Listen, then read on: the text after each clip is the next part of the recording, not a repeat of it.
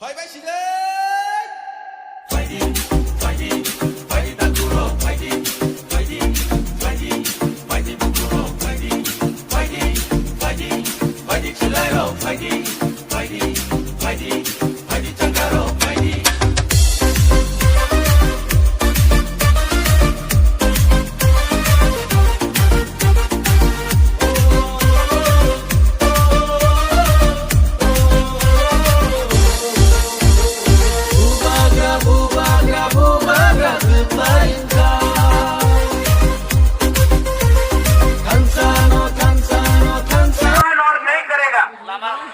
लेकिन इलेक्शन के लिए सिर्फ 2 महीना बाकी है और आज हम लोग फिर से दिल्ली में आए हैं ग्रेटर त्रिपुरा लैंड डिमांड करने के लिए। तो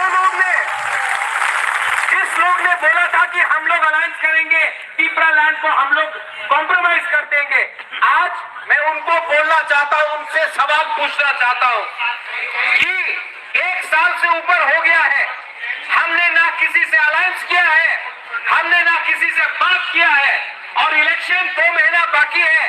अगर आज आपने हमारा कॉन्स्टिट्यूशनल डिमांड राइटिंग में नहीं दिया तो मैं आप सबको बोलना चाहता हूं, आपको जो भी लिखना है न्यूज़पेपर में लिख लो, लेकिन प्रद्योत माणिक्य, त्रिपुरा मोथा, त्रिपुरा अपना त्रिपुरा को बिल्कुल बनाकर अपना राजनीति, सस्ता राजनीति नहीं करेगा। 70 साल से हम लोग नीचे रहे हैं, 70 साल से हमको नीचे रखा गया है। हमारे गांव में आज पानी का प्रॉब्लम है, रास्ता का प्रॉब्लम है, स्कूल का प्रॉब्लम है, नौकरी नहीं मिलता है।